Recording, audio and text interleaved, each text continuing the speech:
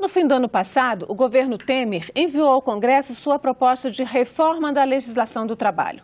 Na véspera da greve geral do dia 28 de abril, a Câmara dos Deputados aprovou um projeto substitutivo à proposta, organizado pelo deputado Rogério Marinho, do PSDB do Rio Grande do Norte. Agora está nas mãos dos senadores. O projeto muda radicalmente a legislação trabalhista do Brasil. E uma das principais características dele é permitir que a negociação direta e individual entre patrão e empregado tenha mais valor do que a própria lei. A reforma trabalhista é o tema desta Agenda Econômica e nosso convidado é o presidente da Associação Nacional dos Procuradores do Trabalho, Ângelo Fabiano Farias da Costa. Ângelo, muito obrigada pela sua presença aqui na Agenda Econômica. Eu que agradeço, Antônio, a oportunidade de esclarecer tema tão importante para a sociedade trabalhadora. Antes da gente começar a conversa propriamente dita, vamos mostrar uma pequena reportagem que eu preparei com alguns pontos que mexem direto na vida do trabalhador, que estão presentes no projeto que veio da Câmara. Vamos ver. A reforma patrocinada pelo governo Temer traz de volta regras que foram abolidas pela Constituição de 88. Entre elas, a jornada de trabalho de até 12 horas por dia, uma semana com até 55 horas trabalhadas e o fim da obrigatoriedade do ponto eletrônico. As horas extras poderão ser integralmente transformadas em banco de horas. O contrato de trabalho poderá prever a jornada intermitente, quando o trabalhador só recebe a hora que efetivamente trabalhar, mesmo sendo uma no começo do dia e outra no fim. As férias podem ser parceladas em até 3 períodos. A contribuição sindical passa a ser optativa, apenas para os filiados ao sindicato. Grávidas e lactantes poderão trabalhar em lugares insalubres. O projeto prevê ainda que a negociação entre patrões e empregados vale mais do que as regras definidas na própria lei. E tem um outro ponto, que é a liberação da terceirização geral.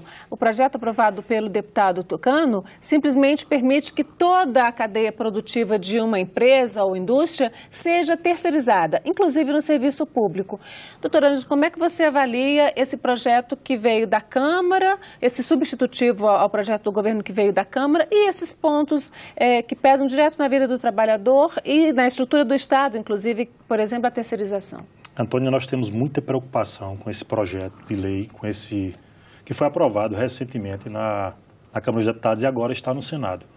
Ele é um projeto que ele piorou muito o projeto inicialmente apresentado pelo governo federal, e assim, em progressão geométrica. Ele trouxe inúmeras situações que não constavam do projeto original e que hoje podem trazer, se aprovado, uma ampla retirada de direitos trabalhistas e a diminuição da proteção social. E daí você já falou no tema da terceirização, e eu acho esse um dos temas mais importantes, que a terceirização, da forma que ela está sendo aprovada, ela vai gerar, sim, uma diminuição da proteção e uma precarização das relações de trabalho. E para contextualizar, deixar da maneira mais prática, recentemente, há umas semanas atrás, foi aprovado um projeto de 98, da época do governo FHC, que tratava de terceirização. Para arquivar, né? Isso, havia um pedido do presidente Lula de 2002, 2003, pedindo para que o Congresso Nacional aprovasse esse pedido. Arquivasse. Esse pedido não foi analisado e o projeto ficou lá esquecido na Câmara dos Deputados. E agora ele foi pegado do fundo do baú e aprovado com uma redação muito atécnica, muito deficiente e que ia trazer inúmeras inseguranças jurídicas.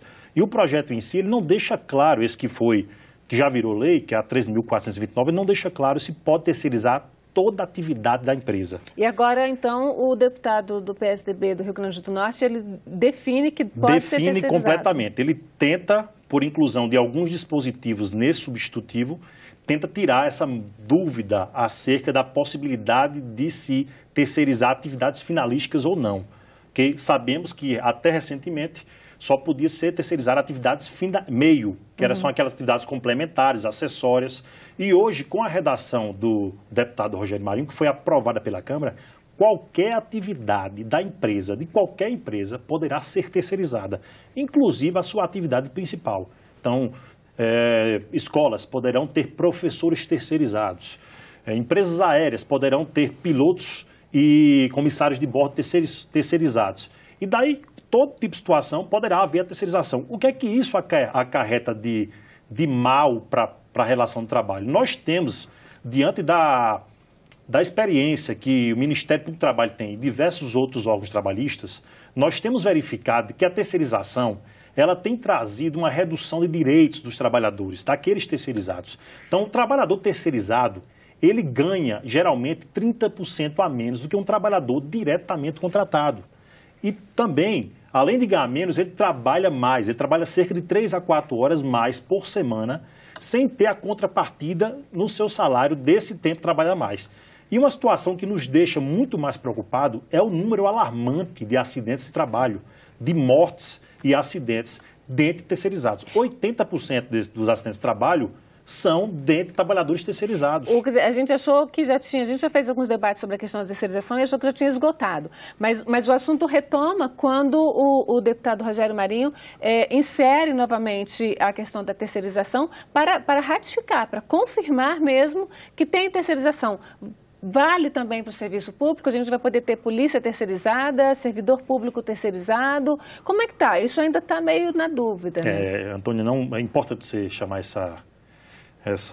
esse ponto, porque o projeto, nem o que foi, a lei que já foi recentemente sancionada, como o projeto que foi aprovado, ele não traz qualquer vedação para terceirização no serviço público.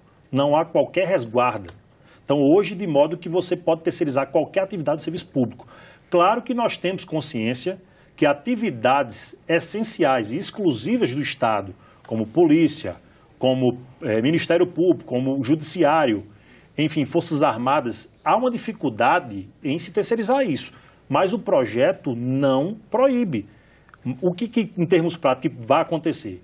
Vai acontecer, sem sombra de dúvida, uma terceirização desmedida no serviço público, principalmente naquelas atividades acessórias, aquelas atividades digamos, de assessoramento, em que não são atreladas a essas funções executivas. Então, por exemplo, no Ministério Público, assessores que hoje são contratados mediante concursos, poderão ser terceirizados. A área administrativa de todos os órgãos do serviço público, seja federal, estadual e municipal, poderá ser objeto de terceirização. Então, isso gera dois prejuízos. Primeiro, um descumprimento direto do princípio do concurso público, que é um princípio constitucional que está previsto no artigo 37, e vai deixar-se de fazer concurso público para se transferir essa mão de obras. Mas aí está na Constituição, que de qualquer forma é acima da lei. É acima da lei. A negociação não está acima da Constituição, está acima só da lei, né? Está acima só da lei, mas a lei ela vai dar margem para que se descumpra a Constituição.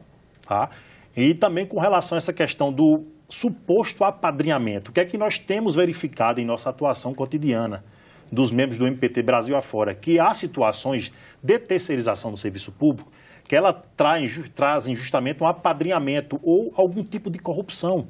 Empresas que são contratadas como terceirizadas passam a prestar serviços públicos ao Estado, de maneira geral, e elas passam também a contribuir com campanhas políticas de determinados candidatos que estão no poder.